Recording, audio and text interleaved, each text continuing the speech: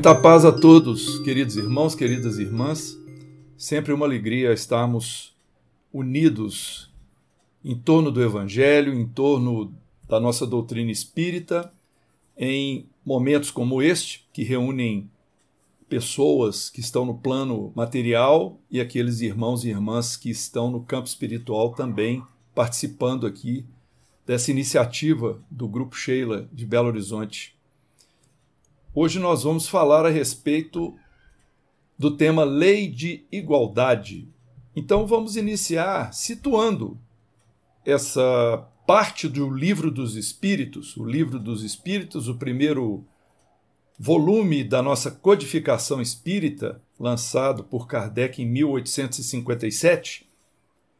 Ele foi estruturado em 4 partes, sendo a primeira parte intitulada Das Causas Primárias, onde nós estudamos o objeto do nosso estudo, que é o espírito.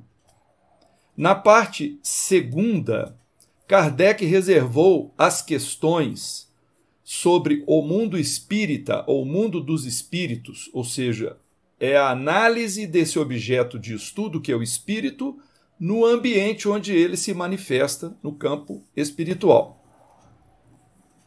Em seguida, na parte terceira, Kardec preparou questões acerca das leis morais, que são as leis que regem esse objeto de estudo, que é o espírito, ambientado no seu universo, que é o mundo espírita. E, finalmente, a quarta parte, intitulada Das Esperanças e Consolações, que vem trazer para nós a dedução das consequências da aplicação dessas leis morais ao objeto de estudo, que é o espírito, manifestando-se no mundo dos espíritos. Claro, quando dizemos mundo dos espíritos, tanto é no campo espiritual quanto no campo material. Muito bem, então, sobre a parte terceira das leis morais, Kardec estruturou as questões para cobrir 3 perguntas: o que é a lei, quais são as leis e como praticar as leis. Então, quando nós vamos na segunda pergunta, quais são as leis, nós vamos encontrar nesta parte terceira de O Livro dos Espíritos as leis de adoração, trabalho, reprodução, conservação, destruição, sociedade, progresso, igualdade, liberdade e lei de justiça, amor e caridade. Então, nós hoje vamos abordar a lei de igualdade, que é a 8ª nessa relação que nós acabamos de ler. Acreditamos que o grupo esteja no curso seguindo uma por uma dessas leis, ao longo de O Livro dos Espíritos. E a lei de igualdade, por sua vez, ela é explorada sob os seguintes tópicos: a igualdade natural, desigualdade das aptidões, desigualdades sociais e desigualdade das riquezas, as provas de riqueza e de miséria, igualdade dos direitos do homem e da mulher e igualdade perante o túmulo. Então, esse é o arcabouço onde estão todas as perguntas que Kardec elaborou a respeito da lei de igualdade. Então, vamos começar explorando o tópico sobre a igualdade natural, que inicia na questão 803, quando Kardec perguntou o seguinte aos espíritos superiores que estavam assessorando a elaboração de O Livro dos Espíritos: perante Deus, são iguais todos os homens? Os espíritos responderam: sim, todos tendem para o mesmo fim, e Deus fez suas leis para todos. Então, a resposta abrange o objetivo, que é o mesmo para todos, ou seja, todos os espíritos têm o mesmo objetivo. Qual é o objetivo desse objeto de estudo nosso, que é o espírito? É alcançar a perfeição pela senda do progresso moral. Então, esse é o fim, esta é a finalidade a que tem de todos os espíritos, conforme a resposta dada a Kardec. Ou seja, as leis foram feitas, as leis de Deus, para todos igualmente e, portanto, todos nós estamos submetidos a elas. E Deus a nenhum homem concedeu superioridade natural, anota Kardec, ao pé dessa primeira questão, nem pelo nascimento, nem pela morte. Todos, aos olhos de Deus, são iguais. Então, existe aí uma isonomia plena para todos nós espíritos que estamos no caminho evolutivo, no caso do nosso estágio, num mundo de provas e expiações, ainda que é o nosso planeta Terra. Aí Kardec inicia as questões a respeito da desigualdade das aptidões, e ele pula então para a seguinte: por que não outorgou Deus as mesmas aptidões a todos os homens? Então os espíritos respondem da seguinte forma, que Deus criou os espíritos todos iguais, mas cada um deles vive mais ou menos tempo, melhor dizendo, e por conseguinte tem feito maior ou menor soma de aquisições. Claro, um espírito que é mais antigo já vive inúmeras reencarnações, um tempo mais longo, ele vai ter mais experiências, ele vai experimentar o bem, vai experimentar o mal e vai desenvolver as suas aptidões por um tempo maior. Vai poder optar por aquilo que ele prefere. Então, daí as diferenças, né? Então, essas diferenças estão na diversidade dos graus de experiência que os espíritos alcançam, assim como também da vontade de cada espírito, ou seja, é o livre-arbítrio.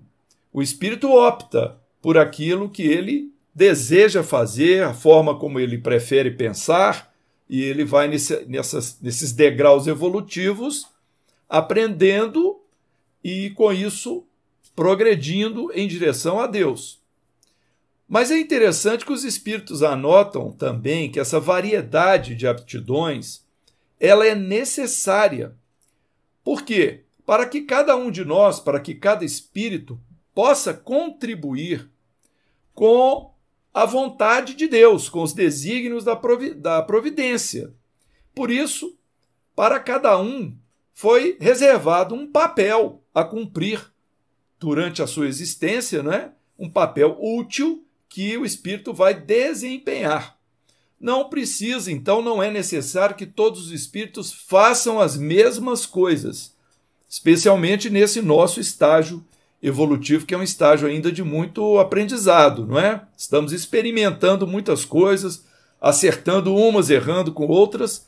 Então, essa diversidade de aptidões, ela é natural e é também necessária.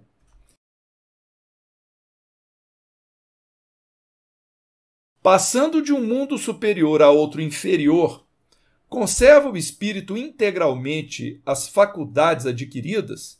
Ou seja, quando o espírito está num nível, num mundo, não é? Vivendo num orbe, e ele passa a viver num orbe inferior, ele conserva as faculdades que ele já havia adquirido? Os espíritos responderam assim: sim, já temos dito que o espírito que progrediu não retrocede. Poderá escolher, no estado de espírito livre, um invólucro mais grosseiro ou uma posição mais precária do que as que já teve, porém tudo isso para lhe servir de ensinamento e ajudá-lo a progredir. Então o que ele está dizendo aqui? Que o espírito, fazendo uso do seu livre-arbítrio, ele pode optar por recuar em um corpo mais denso, um invólucro mais grosseiro, como ele diz, como os espíritos explicaram, né? Mas isso não significa que as suas conquistas espirituais vão retroceder também. Ele vai estar vivendo num mundo mais atrasado, com um corpo mais denso do que ele tinha, mas vai conservar as suas conquistas. Nós sabemos que há uma perspectiva, por exemplo, de que quando a Terra migre de mundo de provas e expirações para mundo de regeneração, como é que vai ser esse processo? Os espíritos explicam que aqueles que estão reencarnando na Terra, mas que estão obstinados a realizar o mal, que não estão aprendendo corretamente essa lei de amor, de caridade, não estão compreendendo a viver fraternalmente, podem chegar num ponto de não reencarnar mais na Terra, porque não vão merecer viver num mundo de regeneração. Vão ter que recuar a mundos primitivos. Então, nem sempre esse recuo será por escolha do espírito, às vezes vai ser por imposição divina. Mas, insistimos, esses espíritos não vão retroceder nas suas conquistas espirituais. Vão voltar a mundos primitivos, receber corpos mais grosseiros, mas estarão ainda mantendo o seu nível de conquista espiritual. Então, o Kardec adotou nessa questão a seguinte observação, que a diversidade das aptidões entre os homens não deriva da sua natureza íntima, mas do grau de aperfeiçoamento com que eles tenham chegado. Ou seja, Deus não cria faculdades desiguais para um e para outro.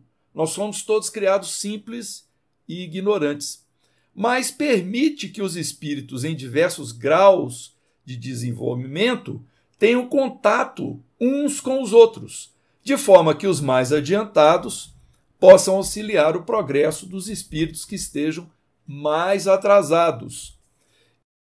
Os homens, dessa forma, ao necessitarem uns dos outros, vão compreender melhor e praticar a lei de caridade que irá unir todos nós e fará com que, fatalmente, ao longo do tempo, todos evoluam na direção da pureza espiritual, ou seja, se transformem em espíritos puros.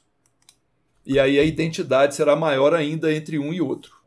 É lei da natureza a desigualdade das condições sociais. Então agora mudou para o tópico das desigualdades sociais.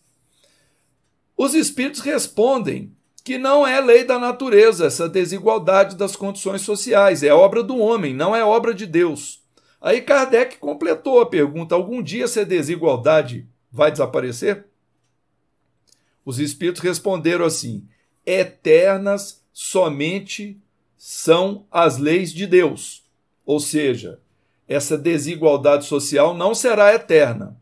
Ela vai desaparecer quando o egoísmo e o orgulho deixarem de predominar. E os espíritos ainda anotam uma frase interessante: restará apenas a desigualdade do merecimento. Então, de acordo com o que cada um realizar, o mérito será avaliado a cada um segundo as suas obras e os espíritos receberão a sua destinação conforme aquilo que eles houverem plantado para si mesmos.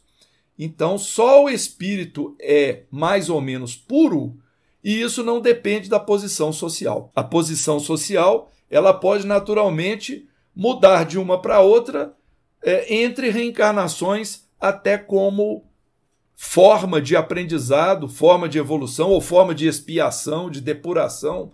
Nós podemos viver numa condição social muito boa e, de repente, recuarmos nessa condição social para uma mais precária, a fim de que a gente aprenda ou avance em humildade, em trabalho, em tolerância, coisas dessa ordem, né?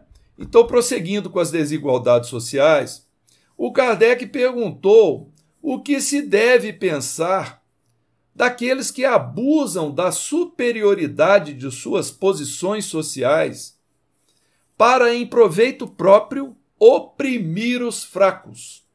Ou seja, você vai usar a sua posição social mais favorável, mais avançada naquela civilização, naquela sociedade que se esteja vivendo e vai humilhar, não é? Vai abusar das pessoas que estejam numa posição inferior convivendo com você. Então os espíritos respondem assim: merecem anátema, ou seja, merecem reprovação. E ainda colocam lá uma observação: ai deles, serão a seu turno oprimidos renascerão numa existência em que terão de sofrer tudo o que tiverem feito sofrer aos outros. E aí entra, então, a ação da lei de causa e efeito. Então, nós, quando temos, né, aqueles que possuem a posição social mais avançada em termos dos conceitos humanos, né, não pode ser usado, não deve ser usado como força ou pretexto para oprimir aqueles que estejam em condições menos, vamos dizer assim, favoráveis, né, em degrau inferior a essa situação que nós colocamos. E nós encontramos, inclusive, uma lição muito interessante de Emmanuel, que está no livro Religião dos Espíritos. O livro Religião dos Espíritos, ele comenta alguns tópicos de O Livro dos Espíritos. E em relação a esse assunto, nós encontramos na questão, ou melhor dizendo, no capítulo número 26, intitulado Na Terra e no Além. Nós reservamos 2 trechos aqui das palavras de Emmanuel a esse respeito. Ele disse assim: interessado em desfrutar vantagens transitórias no imediatismo da existência terrestre, quase sempre o homem aspira à galhardia de apresentação e a porte distinto, elegância e domínio no quadro social em que se expressa. Entretanto, conduzido à esfera superior, pela influência renovadora da morte, identifica as próprias deficiências na tela dos compromissos inconfessáveis a que se junge e implora da providência divina determinados favores na reencarnação que envolvem de perto o suspirado aprimoramento para a vida maior. O que ele disse aqui?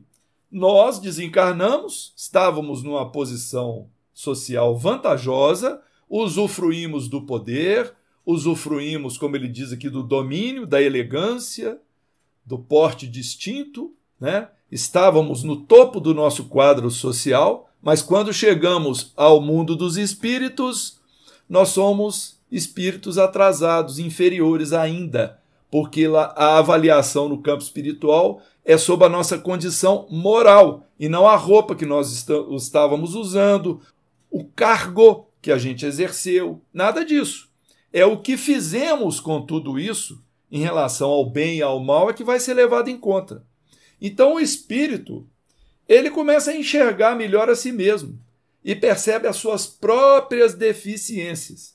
E diz aqui Emmanuel que nós nessa situação vamos implorar a Deus para que a gente consiga reencarnar em situações que vão permitir que a gente repare essas deficiências, esses erros que nós cometemos anteriormente. E Emmanuel ainda anota mais um parágrafo dizendo assim: ajudai-vos assim, buscando no auxílio constante aos outros, o pagamento facilitado das dívidas do pretérito, porquanto amanhã sereis na espiritualidade as consequências que hoje somos, abertas à fiscalização da verdade, com a obrigação de conhecer em nós mesmos a ulceração da treva e a carência da luz. Então, que a gente desperte para essa realidade enquanto estamos na encarnação presente, para que o nosso amanhã seja facilitado para nós mesmos. Senão nós vamos sofrer as consequências de estarmos agindo erroneamente em relação às nossas posições sociais. Agora vamos começar a falar um pouco a respeito da desigualdade das riquezas.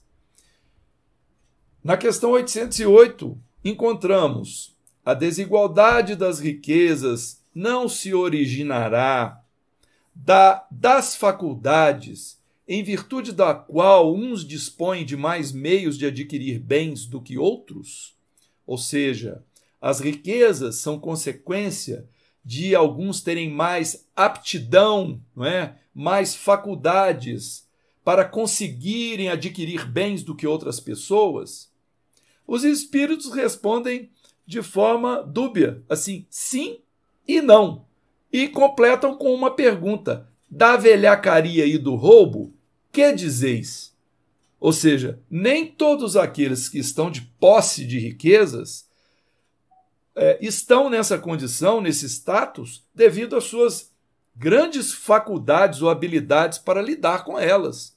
Muitas vezes são fruto de furtos, da esperteza de uns sobre outros. Então os espíritos estão alertando para que a gente não generalize nesse sentido, que alguns têm muita facilidade, né, de obterem as riquezas por uso de suas próprias faculdades, a sua inteligência, a sua habilidade, sei lá, para cálculos, para negócios. Então é preciso também ver esse outro lado que eles mencionaram. Mas o Kardec insistiu. Mas a riqueza herdada, essa não é fruto das paixões más. Os espíritos falaram assim: que sabes a respeito? Busca a fonte de tal riqueza, essa que é herdada, e verás que nem sempre é pura. Sabes, porventura, se não se originou de uma expoliação ou de uma injustiça? Mesmo, porém, sem falar da origem, que pode ser má, acreditas que a cobiça da riqueza, ainda quando bem adquirida, os desejos secretos de possuí-la o mais depressa possível, sejam sentimentos louváveis? Isso o que Deus julga, e eu te asseguro que o seu juízo é mais severo que o dos homens. Então essa análise feita, né, essa afirmativa, essa resposta dos espíritos escancaram uma situação muito interessante para nós. Primeiro, dizendo que às vezes a riqueza herdada ela pode ter tido uma fonte em algo que não foi honesto, não é? Ela nem sempre será pura, como está dito aqui. Muitas vezes pode ter sido herdada por uma injustiça. Mas, independente disso, os espíritos começam a analisar os nossos sentimentos, o sentimento daquele que herda, e começa a alertar para o seguinte: se a pessoa que estava para receber uma herança tiver sentimento de cobiça, tiver desejos secretos de possuí-lo o mais rápido possível, então ele começa a questionar: esses sentimentos são louváveis, né? Os espíritos questionam: são louváveis, né? Você sentir cobiça, você ter pressa em obter o que não era seu, que era de outra pessoa, e você está apenas herdando. Então, sob os olhos de Deus, não tem como a gente dissimular, não é? Como ele encerra aqui, os espíritos encerram dizendo que o juízo de Deus vai ser muito mais severo que o dos homens, porque Deus vai analisar aqueles nossos sentimentos mais ocultos, e a partir daí nós seremos julgados e receberemos, né, as consequências da lei de ação e reação, ou lei de causa e efeito. Aí Kardec perguntou assim: aos que mais tarde herdam uma riqueza inicialmente mal adquirida, alguma responsabilidade cabe por esse fato? Ou seja, se eu herdar uma riqueza que foi desonesta, obtida desonestamente por um ascendente meu, e aí eu herdei aquela riqueza, eu vou ter responsabilidade sobre isso? Vamos ver a resposta dos espíritos superiores. É fora de dúvida que não são responsáveis pelo mal que outros hajam feito, sobretudo se o ignoram, como é possível que aconteça, ok? Mas fica sabendo que muitas vezes a riqueza só vem ter as mãos de um homem para lhe proporcionar ensejo de reparar uma injustiça. Feliz dele se assim o compreende. Se a fizer em nome daquele que cometeu a injustiça, a ambos será a reparação levada em conta, porquanto não raro é este último quem a provoca. Então ele quis dizer o seguinte: em primeiro lugar, naturalmente, quem herdou uma fortuna que foi obtida desonestamente, muitas vezes não tem nem consciência disso, não vai assumir culpa nenhuma. Mas, a partir do momento que ele recebe, o que é que ele vai fazer com aquilo? Se ele for capaz de reparar a injustiça que fora feita antes com aquela riqueza, então ele vai se dar bem perante a lei de Deus. Mas se ele se aproveitar daquilo e cometer ainda mais injustiça, ou seja, prolongar o problema que ele herdou, né, com aquela transmissão dos bens e dos valores, aí ele vai passar a se responsabilizar. Então, isso aqui, meus irmãos, minhas irmãs, está apenas dizendo para nós que não tem como nós enganarmos o nosso Pai, não tem como nós fugirmos dos olhos da justiça divina. Nós podemos passar a nossa encarnação com subterfúgios, ocultando muitas coisas dos homens, da família, da sociedade, dos encarnados que convivem conosco. Mas não tem como nós enganarmos Deus, não tem como nós distorcermos ou, né, fazermos assim uma vista grossa para muitas coisas, como se não fossem perceber as nossas intenções, os nossos atos. Então nós não vamos conseguir tapear, né? Passar lá um creme, uma base, uma mudança na nossa feição. Não será possível dissimular as nossas ações diante de Deus.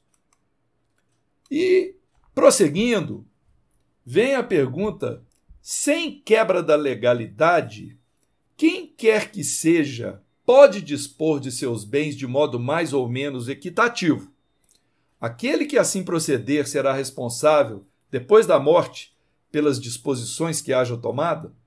Bom, aqui no nosso país, no Brasil, pelas leis, até onde eu compreendo, eu não sou advogado, mas a gente tem algum conhecimento do seguinte, que as pessoas, a depender do regime de união dos bens adquiridos, aquilo que você acumula durante a sua vida, você vai ter que compartilhar com o seu cônjuge, sua cônjuge e com os filhos, né? Ou com os cônjuges ou com os filhos.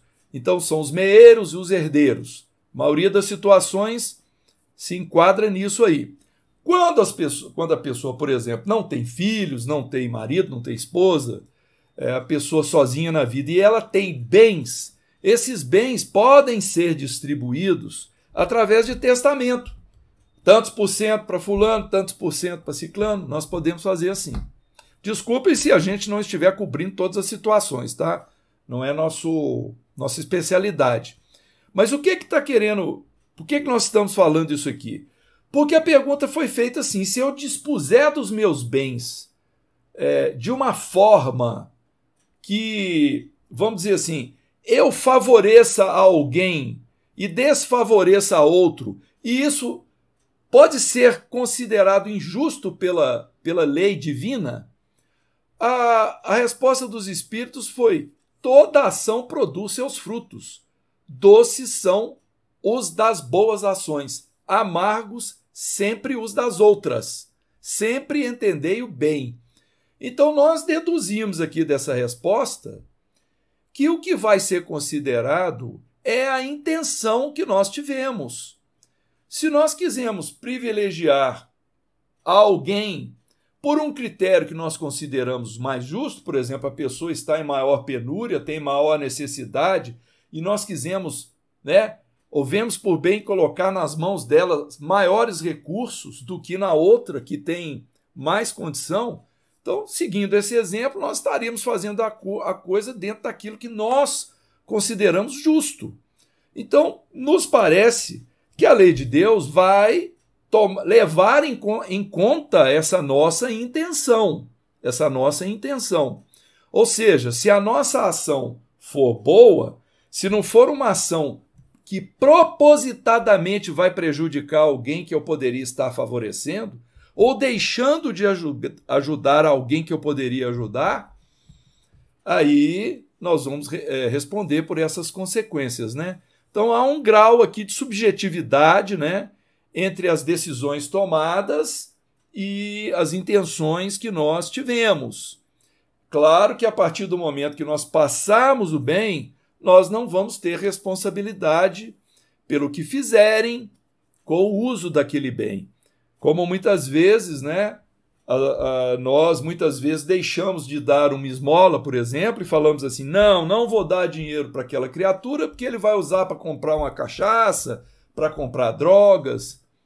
E é preciso que a gente compreenda, né, até o limite da nossa intenção, o limite da nossa responsabilidade e a questão da responsabilidade que passa a ser do irmão ou da irmã que estaria recebendo a nossa doação. Aí vem outra pergunta, será possível e já terá existido igualdade absoluta das riquezas? Aí os espíritos responderam, não, nem é possível. A isso se opõe a diversidade das faculdades e dos caracteres. Ou seja, não é possível imaginarmos todas as pessoas da Terra possuidoras da mesma quantidade de bens materiais. A mesma quantidade. Não é possível imaginarmos isso. Isso não daria certo, porque as aptidões são diferentes. Uns vão realizar mais do que outros. É algo natural. Então Kardec completou com uma pergunta. Há, no entanto, homens que julgam ser esse o remédio aos males da sociedade. Que pensais a respeito?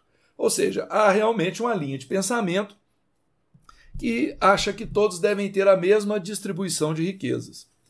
Os espíritos responderam assim, são sistemáticos esses tais, ou ambiciosos, cheios de inveja. Não compreendem que a igualdade com que sonham seria a curto prazo desfeita pela força das coisas.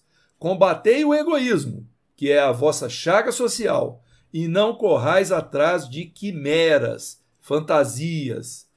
Ou seja, se nós fizéssemos de repente uma distribuição equitativa, perfeita das riquezas por todas as pessoas do mundo, é bem provável que em pouco tempo já haveria um grande desequilíbrio. Como eles disseram, por causa da força das coisas, das necessidades de cada um, dos valores, daqueles que usam de má fé, de esperteza, né, de velhacaria, daqueles que têm mais ou menos habilidade para lidar com esses bens materiais.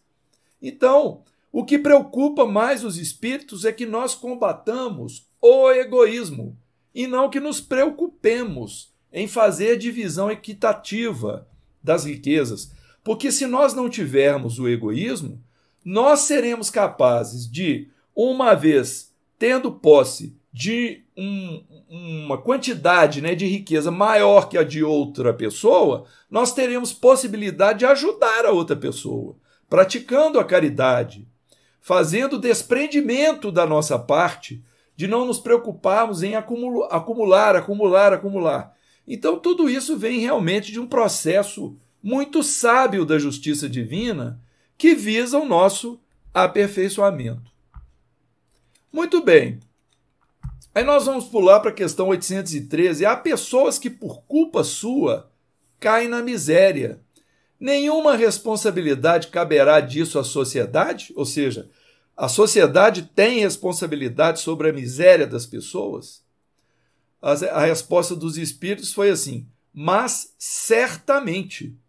Já dissemos que a sociedade é, muitas vezes, a principal culpada de semelhante coisa. Demais, não tem ela que velar pela educação moral dos seus membros? Quase sempre é a má educação que lhes falseia o critério, ao invés de sufocar-lhes as tendências perniciosas.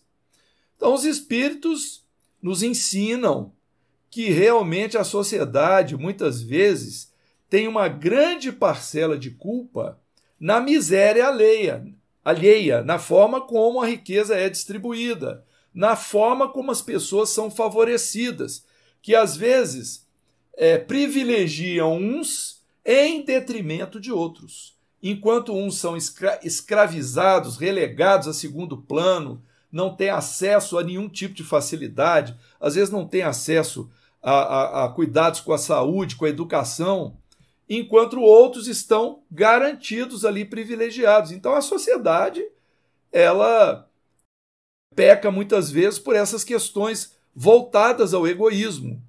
E segundo os espíritos, a sociedade teria que velar pela educação moral de todos os seus membros. Então, pela má educação que a própria sociedade promove, né, ou as famílias aos seus filhos, o critério fica falseado. E aí muitos vão pensar, os pobres têm que permanecer pobres, faz parte da vida. Nós não temos que ajudar ninguém, nós temos é que segurar aqui para que a nossa família, o nosso meio esteja garantido. Então esse é um comportamento egoísta e pernicioso que não ajuda, né, que a gente promova a lei de justiça, amor e caridade. Aí os espíritos começaram a responder questões a respeito das provas de riqueza e miséria. O Kardec perguntou assim, por que Deus a uns concedeu as riquezas e o poder e a outros a miséria? Os espíritos respondem, para experimentá-los de modos diferentes. Além disso, como sabeis, essas provas foram escolhidas pelos próprios espíritos, que nelas, entretanto, sucumbem com frequência. Muito bem. Estar na pobreza ou estar na riqueza, isso é muito importante, essa colocação.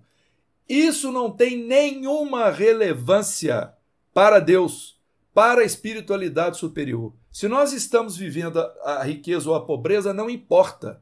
O que importa é como estamos agindo sob essas condições para superarmos as nossas provas, para repararmos as nossas expiações, para exercermos a lei de Deus, a lei de amor, a lei de justiça da melhor maneira possível. E isso é que interessa para a espiritualidade. Então, os espíritos ainda salientam o seguinte, que muitas vezes a prova da riqueza e da pobreza, riqueza ou pobreza, foi escolhida por nós antes da reencarnação, né? Essas provas foram escolhidas pelos próprios espíritos. Então, muitas vezes, nós somos perguntados sobre essa condição. Não quer dizer que sempre vai ser assim, porque aquilo que a gente pode optar de acordo com o nosso livre-arbítrio antes de reencarnar, vai ter que visar a nossa evolução, e não apenas para que a gente tenha sempre uma vida boa aqui na Terra, entre aspas. Porque se a gente tem uma vida de opulência, de abastança, pode ser que a gente cometa tantas faltas sob essa condição que forçosamente na outra encarnação nós vamos ter que voltar com escassez de recursos. Então é preciso que a gente saiba escolher essas provas com muito equilíbrio. E a pergunta seguinte tem a ver com o que nós já até falamos. Qual das duas provas é mais terrível para o homem? A da desgraça ou a da riqueza? Os espíritos respondem, são no tanto uma quanto outra. A miséria provoca as queixas contra a providência. A riqueza incita a todos os excessos.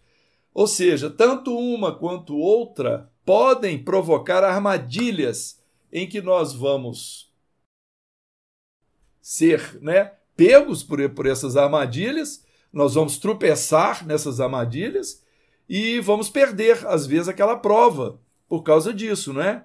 Se nós ficarmos na prova da miséria, da escassez, apenas nos queixando, sem reagirmos, sem trabalhar, sem procurarmos viver bem dentro dessa situação, ou se nós vivemos a riqueza apenas no excesso, sem saber distribuir, sem saber ajudar aqueles que estão mais necessitados, então nós vamos tropeçar nessas duas situações aí que tanto faz uma quanto outra para nos provar.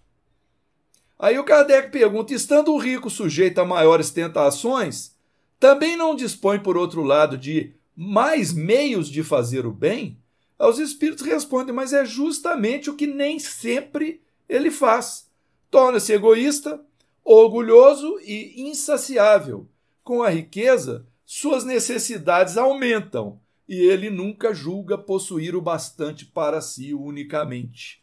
E a gente sabe que isso é um fato, realmente, nós observamos isso, né? Enquanto algumas pessoas se contentam em usar uma caneta Bic para escrever, outros fazem questão de ter uma Montblanc que custa caríssimo, mas vai fazer a mesma coisa que a outra. Então, isso aqui é só uma ilustração, tá, meus irmãos? Não estamos julgando ninguém, estamos apenas ilustrando, querendo dizer que as necessidades elementares, elas passam a não ser mais elementares para o rico, a exigência passa a ser muito maior, a ficar muito maior. Pessoas que se preocupam com as comparações. O que é que o fulano vai estar pensando se eu usar essa roupa aqui mais simples? Eu tenho que pôr uma roupa melhor, mais cara, para poder ir naquela circunstância ali.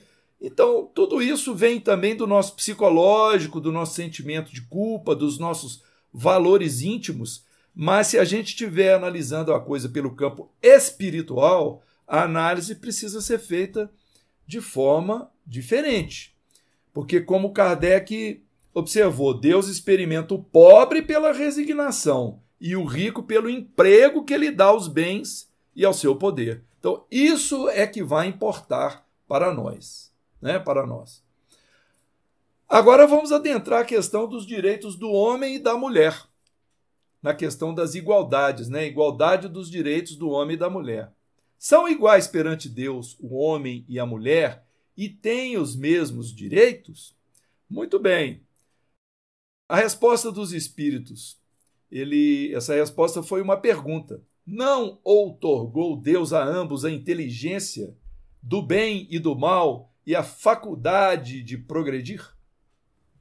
Ou seja, nós podemos deduzir que os direitos do homem e da mulher são os mesmos, porque o que importa vai ser como usar a inteligência para o bem e para o mal e como utilizar essa faculdade, né, para que a gente progrida. Não importa o sexo, mesmo porque o espírito, ele não tem sexo, né? O espírito é assexuado.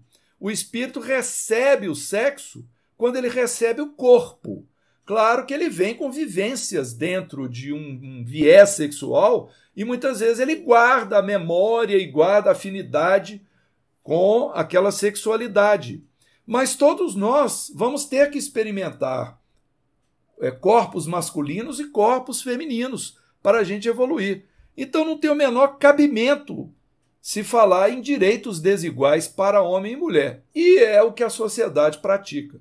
Nós sabemos que há uma luta muito grande para que a mulher tenha os mesmos direitos que o homem, porque a nossa civilização realmente, pelo menos a maioria dos países, né, privilegia o homem em vários sentidos e a mulher com habilidades, né, em certos campos, tais quais a do homem, não conseguem melhores posições, por exemplo, não é?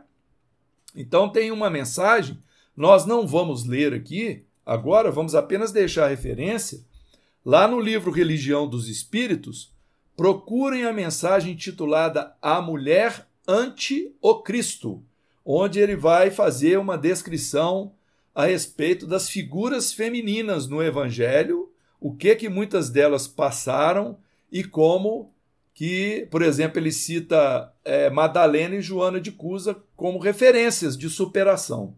Não vamos ler agora por causa do tempo, né? Para a gente poder cumprir aqui aquilo que nós temos que cumprir. Muito bem. Vamos continuar nessas questões aí sobre homem e mulher, né, os direitos. De onde provém a inferioridade moral da mulher em certos países? Hoje é mais fácil a gente compreender isso, né, meus irmãos? A gente liga a TV, muitos programas nos esclarecem a respeito. A resposta é do predomínio injusto e cruel que sobre ela assumiu o homem. É resultado das instituições sociais e do abuso da força sobre a fraqueza. Entre os homens moralmente pouco adiantados, a força faz o direito. Então, os países, né, que tratam a mulher como seres inferiores, onde as mulheres não podem se expressar, nem se vestir à vontade, né? Tem que se vestir de uma forma que nós consideramos abusiva, cobrindo todo o corpo, sob a desculpa, né, de questões religiosas. Isso é um império machista masculino que não tem o menor sentido. Então nós temos sempre aqui no nosso meio espírita cristão, nós temos que tentar entender o que é melhor para os nossos espíritos, não é? O que é melhor para nós? Nós vamos continuar convivendo com situações assim, também no nosso Brasil, não é? Muita desigualdade, mas compreendendo que muitos países estão ainda em um nível de avanço de civilização muito inferior, muito primitivo. E essas coisas acontecem, né? Nós lembramos, por exemplo, que há alguns anos a mulher não era permitida participar de Olimpíadas. Ela era só para os homens. A primeira mulher que entrou numa corrida, entrou até forçada, né? Se não me engano, se eu não estiver errando aqui com a minha memória, ela entrou lá no meio dos homens para correr, eles quiseram até prender ela. Então, olha como é que muda, né? A forma como se vê o espírito feminino, masculino, o papel de cada um na sociedade. Nós temos que enxergar sob a lei do amor e da igualdade, né? Mas aí, o Kardec perguntou com que fim mais fraca fisicamente do que o homem é a mulher? Porque normalmente é assim, né? Por que Deus fez a coisa desse jeito? O corpo feminino mais frágil. Resposta: para lhe determinar funções especiais. Ao homem, por ser o mais forte, os trabalhos rudes. À mulher, os trabalhos leves. A ambos, o dever de se ajudarem mutuamente a suportar as provas de uma vida cheia de amargor. Claro que nós não vamos dizer aqui que todo homem é mais forte e toda mulher é mais fraca. Isso seria uma grande idiotice se a gente falasse isso aqui agora, né? Mas, em geral, o homem tem uma força física maior que permite que ele realize certos trabalhos que a mulher ou não é capaz ou não conseguiria desenvolver tão bem. Mas em termos intelectuais, em termos dessas habilidades administrativas e uma série de outras coisas, a mulher tem a mesma capacidade que o homem, se não tiver mais, né? Essa é que é a verdade. Então nós não podemos ficar preocupados com esse tipo de comparação e de referência. E o Emmanuel, e o Kardec ainda perguntou: a fraqueza física da mulher não a coloca naturalmente sob a dependência do homem? Os espíritos responderam: Deus a uns deu a força para protegerem o fraco e não para o escravizarem.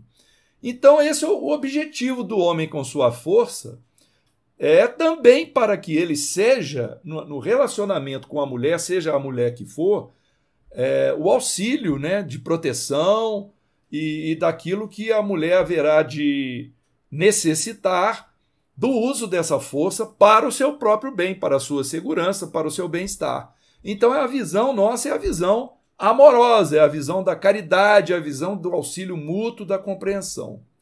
As funções que a mulher é destinada pela natureza terão importância tão grande quanto as deferidas ao homem? Olha como é que a pergunta foi feita.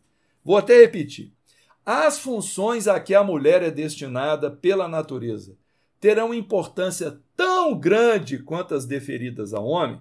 Então a pergunta parece pressupor que seria inferior, mas não seria igual, né? É o que a gente sentiu aqui da pergunta. E a resposta foi sim, maior até. Ou seja, a importância da função da mulher na natureza é maior até que a do homem. É ela quem lhe dá as primeiras noções da vida. Então olha como a visão espiritual é diferente da visão machista e da visão da nossa sociedade, né? Sendo iguais perante a lei de Deus, devem os homens ser iguais também perante as leis humanas? Bom, o que dizer das leis humanas em relação às leis de Deus, né? Há tanta imperfeição ainda nas leis humanas, mas os espíritos responderam: o primeiro princípio de justiça é este, : não façais aos outros o que não quereríeis que vos fizessem. Então, nós somos iguais perante as leis de Deus. Mas nós devemos ser iguais perante as leis dos homens? Diríamos o seguinte: se as leis dos homens conseguir, né? Se essas leis conseguirem se equiparar às leis de Deus, certamente. Mas quem pode garantir que as nossas leis se equiparam às leis de Deus? Nós temos certeza que não. tanto que as leis de Deus são poucas. Elas se referem ao amor, à justiça, à caridade. São leis simples. As dos homens têm que cobrir uma série de situações para tentar fazer com que os homens consigam alcançar essa lei de Deus, essa lei de justiça, essa lei de respeito. Então os homens criam, vamos dizer assim, uma macarronada de leis para poder tentar fazer a coisa funcionar bem. Como? Quando, na verdade, se todos observassem as leis de Deus que nós aprendemos na sua simplicidade, não haveria necessidade de tantas leis, né? Então nós temos leis, por exemplo, no trânsito, nós temos leis civis para a união das pessoas, nós temos leis para um convívio dentro de um condomínio, e a gente sabe que as leis são burladas, são mal interpretadas, e vem toda essa confusão. Quando, na verdade, se a gente tivesse extirpado o egoísmo do coração e vivenciássemos tudo sob a lei de amor e de justiça e caridade, nós resolveríamos qualquer situação. Muito bem. Aí vem a pergunta: assim sendo, uma legislação, para ser perfeitamente justa, deve consagrar a igualdade dos direitos do homem e da mulher? A resposta: dos direitos, sim. Das funções, não. Então é preciso que cada um esteja no lugar que lhe compete. Bom, como a Joelma falou que a gente pode ir até 9:06, dá tempo da gente ler ainda as questões da igualdade perante o túmulo, que nós achamos interessantes. São poucas, mas é um outro assunto, mas interessante para nós aqui. De onde nasce o desejo que o homem sente de perpetuar sua memória por meio de monumentos fúnebres? Os espíritos respondem: último ato de orgulho. Resposta seca e objetiva, né? Perpetuar a sua existência por meio de um monumento fúnebre é um último ato de orgulho. Aí o Kardec pôs um mas lá. Mas a suntuosidade dos monumentos fúnebres não é antes devida, às mais das vezes, aos parentes do defunto, que lhe querem honrar a memória, do que ao próprio defunto? Ou seja, não foi o defunto que escolheu, né? Não foi o morto que pediu aquilo. Foram os parentes que fizeram lá a homenagem. Aí a resposta dos espíritos foi: orgulho dos parentes, desejosos de se glorificarem a si mesmos. Sim, nem sempre é pelo morto que se fazem todas essas demonstrações. Elas são feitas por amor próprio e, para o mundo, bem como por ostentação de riqueza. Supões, porventura, que a lembrança de um ser querido dure menos no coração do pobre, que não lhe pode colocar sobre o túmulo senão uma singela flor? Supões que o mármore salva do esquecimento aquele que na terra foi inútil? Bom, essa prática de monumentos, né, lápides suntuosas, ela não é tão comum mais, né? Alguns cemitérios ainda usam isso. Mas a maioria dos novos cemitérios tem apenas lá uma placa de identificação e acabou, né? Então a prática já vai sendo extinta.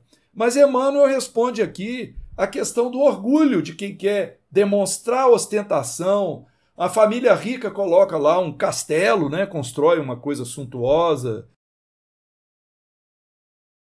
Aí Emmanuel vem trazer esse exemplo aqui, dizendo que a lembrança de um ser querido, ela não vai durar menos no coração do pobre, porque ele não pôde pagar por um túmulo suntuoso, né? Apenas colocou uma flor. E que o mármore não vai salvar do esquecimento uma pessoa que na terra foi inútil.